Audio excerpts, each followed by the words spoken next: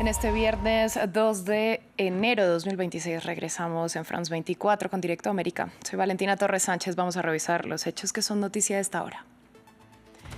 Irán rechazó lo dicho por Donald Trump, quien aseguró que acudiría en ayuda de los manifestantes iraníes si hay represión estatal.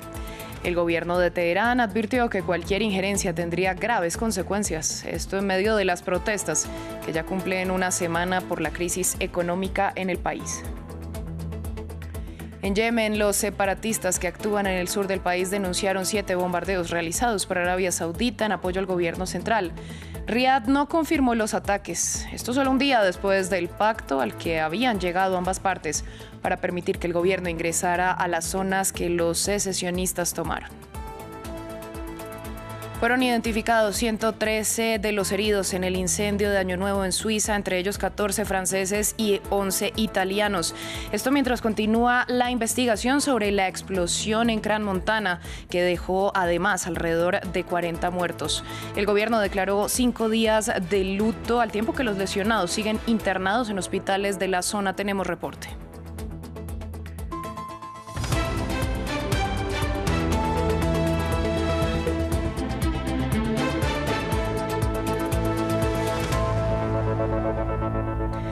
Abrimos este informativo en Irán, donde el gobierno de Masoud Pezeshkian rechazó las declaraciones de Donald Trump en las que el republicano aseguró que Estados Unidos iría al rescate de los manifestantes iraníes si hay represión estatal. Desde Teherán aseguraron que cualquier injerencia internacional es una línea roja que tendrá respuesta. Esto en medio de la semana de multitudinarias protestas en la capital iraní a causa de la crisis económica que vive el país y en las que, según organizaciones de derechos humanos, varias personas han perdido la vida. Los enfrentamientos en Irán por el alto costo de la vida marcan una escalada significativa de los disturbios. Los medios de comunicación locales han informado de la muerte de manifestantes y también de la muerte de un miembro de las fuerzas de seguridad durante las protestas del miércoles. Las manifestaciones comenzaron el domingo en Teherán y se han extendido a varias ciudades. El presidente iraní acusa a fuerzas extranjeras de intentar desestabilizar el país. Estamos inmersos en una guerra a gran escala. En este momento el enemigo ha depositado la mayor parte de sus esperanzas en derribarnos mediante la presión económica. No se puede conquistar una nación con bombas, aviones de combate o misiles. Para derrotarnos, tendrían que venir y luchar contra nosotros sobre el terreno. La ira se centra ahora en la gestión del colapso de la moneda iraní por parte del gobierno. El rial perdió alrededor de la mitad de su valor en 2025. Y la inflación supera el 40%. Antes eran principalmente los estudiantes los que salían a las calles bajo el lema Mujeres, Vida y Libertad. Ahora la presión es tal que todo el mundo está en las calles. Nuestros padres y abuelos también se están derrumbando bajo el peso de las presiones económicas y sociales debido a las acciones de la República Islámica. En los últimos años, las autoridades iraníes han reprimido las protestas desde las reivindicaciones por los derechos de las mujeres hasta las demandas por las libertades políticas, a menudo con duras medidas de seguridad y detenciones masivas. Vamos a Yemen, donde los separatistas que actúan en el sur del país denunciaron que Arabia Saudita llevó a cabo 7 bombardeos en zonas bajo su control. Los ataques no tuvieron confirmación inmediata de Riad. Se producen solo un día después de que los secesionistas anunciaron un pacto con el gobierno central para que este último pudiera ingresar a las zonas de las que los separatistas tomaron el control. Recordemos que el Ejecutivo, reconocido internacionalmente, cuenta con el apoyo de Arabia Saudita, mientras que el CTS tiene el respaldo de Emiratos Árabes. Esta operación no se dirige a ningún componente político o social, no apunta a civiles y no afecta de ninguna manera a la vida de los ciudadanos ni a sus intereses. Esta operación no es una declaración de guerra ni un intento de escalada. Más bien, es una medida preventiva responsable destinada a neutralizar las armas del caos, prevenir el uso de campamentos como herramientas para amenazar la seguridad de Hadramut y su pueblo, y proteger la gobernación de escenarios peligrosos que solo sirven al caos y a los enemigos del Estado. En Suiza, las autoridades informaron que ya fueron identificados 113 de los heridos, mientras continúa la investigación sobre las causas de la explosión que generó el incendio en el bar de una estación de esquí de Crans Montana y que también dejó alrededor de 40 muertos. El gobierno decretó 5 días de luto al tiempo que los lesionados por los hechos siguen internados en varios hospitales de la zona.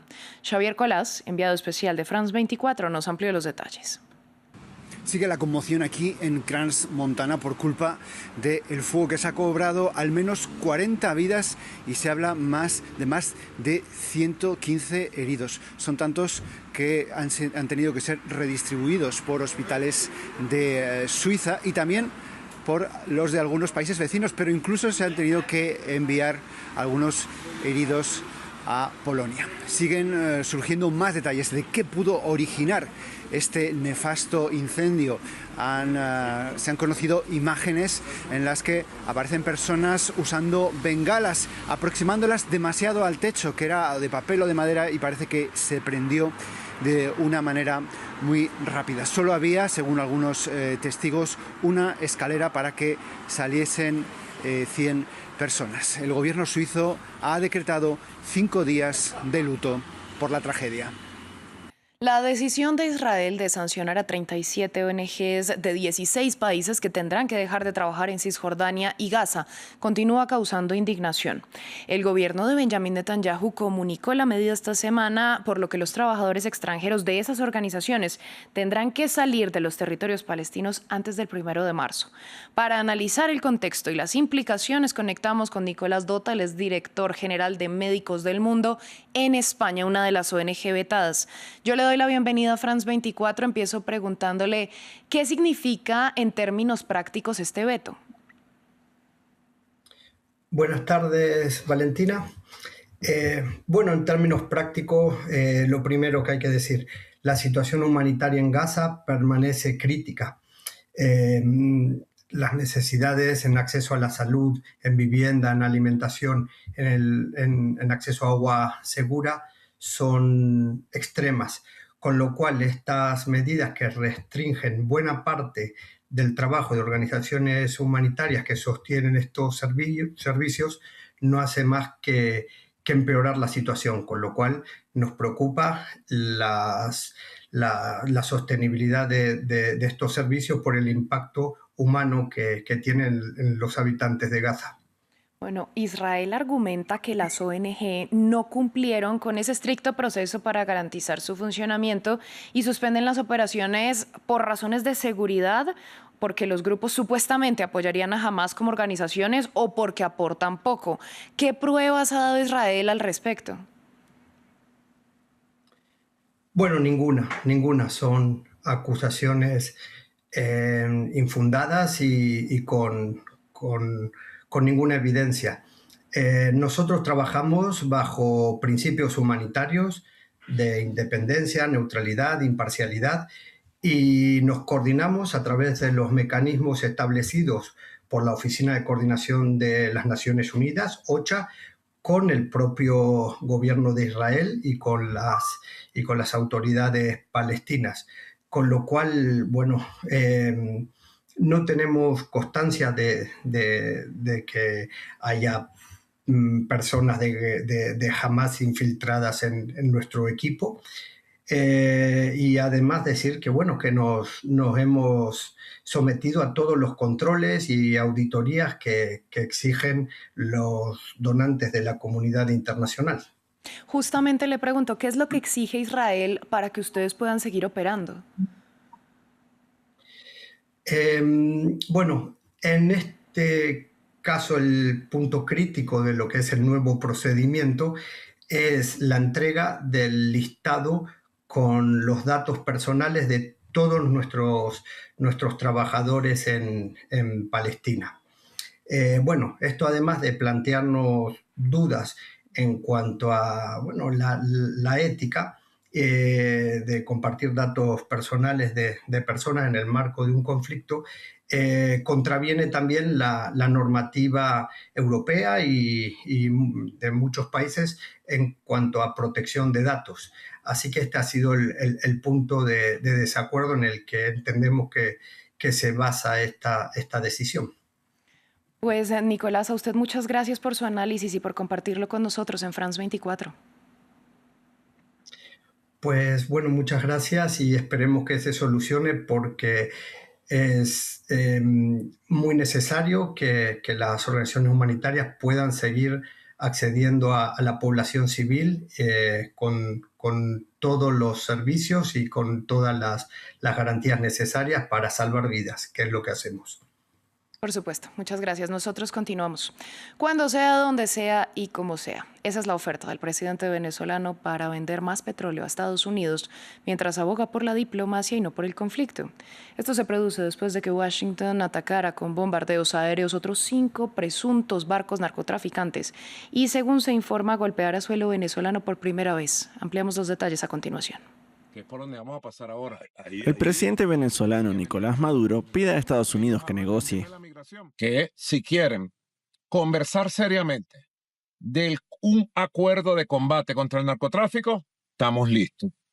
Que si quieren petróleo de Venezuela, está lista Venezuela para inversión estadounidense como con Chevron. Hizo estos comentarios en una entrevista grabada en Nochevieja. Ese mismo día, Estados Unidos afirmó haber atacado otras 5 embarcaciones presuntamente dedicadas al narcotráfico. El Pentágono ha destruido ya más de 30 de ellas, causando la muerte a más de 110 personas. Maduro no confirmó ni desmintió que Estados Unidos también atacara su primer objetivo en territorio venezolano la semana pasada, tal y como sugirió el presidente Donald Trump.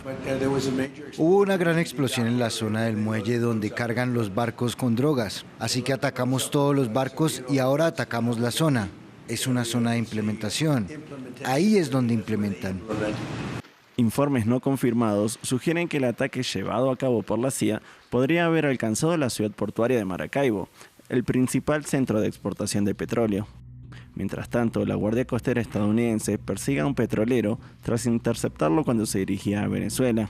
El New York Times informó que Moscú ordenó a Washington que detuviera su persecución después de que el buque fuera registrado repentinamente como ruso. Esto complica aún más la diplomacia internacional, ya que Estados Unidos está ejerciendo presión sobre Maduro, aliado de Rusia, al tiempo que intenta negociar un alto el fuego en Ucrania. En otras noticias, en Corea del Sur, un tribunal local emitió una nueva orden de detención contra el expresidente Yoon Suk-yeol. La decisión busca que el mandatario permanezca detenido durante otros 6 meses tras haber sido acusado de más cargos, entre ellos el de ayudar a un Estado enemigo en relación con la breve imposición de la ley marcial en 2024. Según la agencia de noticias surcoreana, el juez responsable de la medida expresó su preocupación por la destrucción de pruebas. George Clooney y su esposa Amal Alamuddin Clooney ya son oficialmente franceses.